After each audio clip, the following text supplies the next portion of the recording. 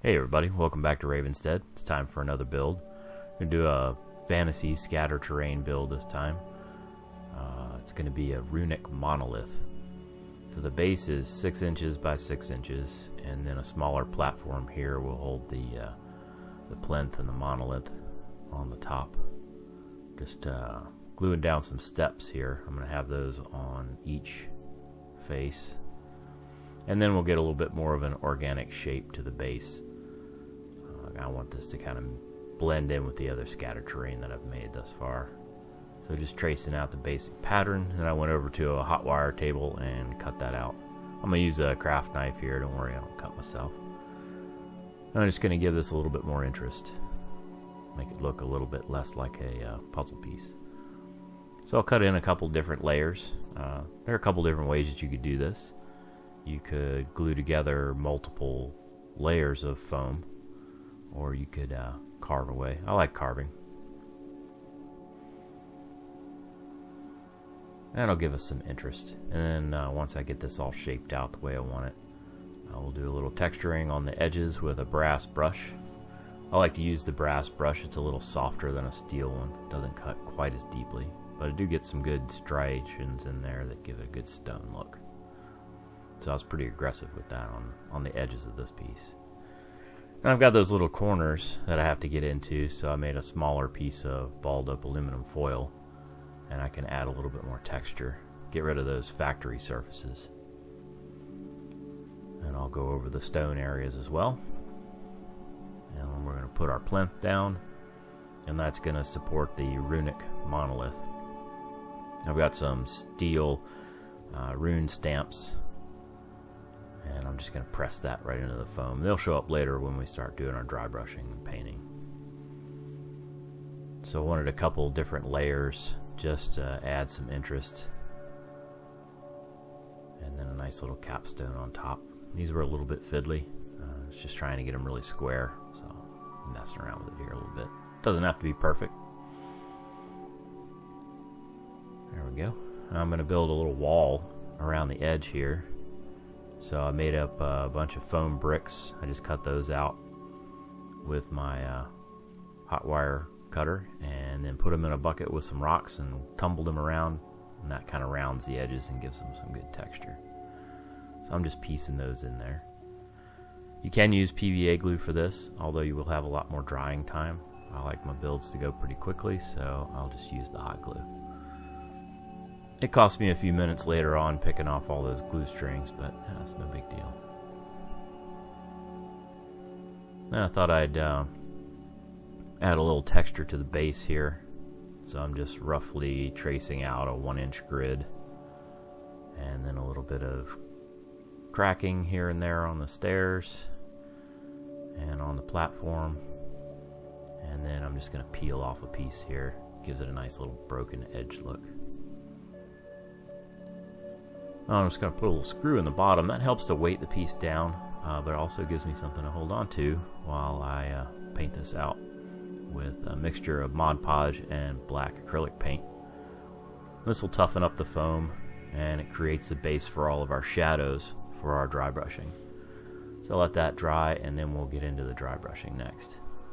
First paint I'm going to use is a slate gray. It's just a really dark gray, and that goes on pretty much everywhere. Even the areas that are going to end up being grassy, it's still a good undertone. This is a light gray, so the next value up to create more shadows and depth. You'll see those runes kind of pop out there as we go along. And this is a really bright tan color, almost a white, and I'll just hit the edges with that. It looks kind of frosted now, but once we go over it with our washes, that'll kind of dull it down. Ties everything together, but you can really see the details popping out with that lighter color, and then the runes just kind of show.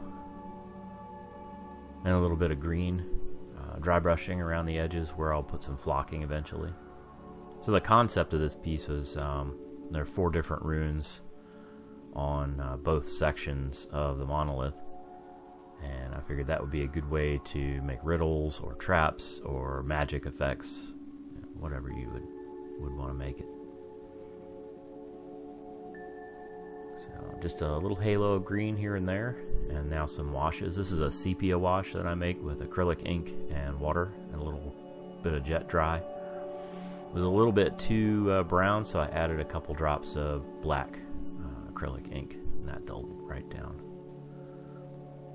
Some green wash, that's just a bright green acrylic paint mixed with water. Just dabbing that on. I use a wet on wet technique here, so all my washes go on while the piece is wet, and it kind of diffuses everything. This is a little Vallejo rust wash. Actually works pretty well for giving stone a pretty cool color. I'm just dabbing that here and there. Then we'll let the piece completely dry, and then we'll be ready to start putting on some flocking. So first, the basic grass flocking. So I'm just painting on some PVA glue straight out of the bottle. I'll just dab that here and there wherever I think I want grass or moss growing. And we'll put some vine effects in here in a little bit. So that's fine flocking. It's Woodland Scenics fine flocking. Tap off the excess there. That gives us a good base. And we'll build some texture. So I'm painting on some thin lines of glue. And the idea is with this homemade mix that I have of chopped up lichen and moss and yellow flower flocking, it'll give us a vine effect. We'll see that here in just a second. There we go. And we're going to need some bushes here and there. So a little bit of hot glue down, and then some preserved lichen goes right in. It's pretty spongy, so I like to press it in and just give it a minute to relax. Gotta have places for all our little critters to hide. You gotta be careful not to take up all your play area though, you know, if you're gonna use miniatures on your terrain. I've got a cool little spot here I wanted to kind of preserve. I imagine like a little rat living in there. So we'll give him a little bit of cover. Put one last little bush in there. Done. Alright, let me spin it for you and give you another look. The Runic Monolith. There it is. I like that red color in the stone. It really gives it a kind of a pop. Gives it some color. I knew you guys would miss the rotten planks. So I do have a little piece of scatter terrain that are just a pile of planks. So there you go. Thanks for watching, everybody. Leave me a comment. I'd love to hear from you. And I'll catch you on the next video. Thanks.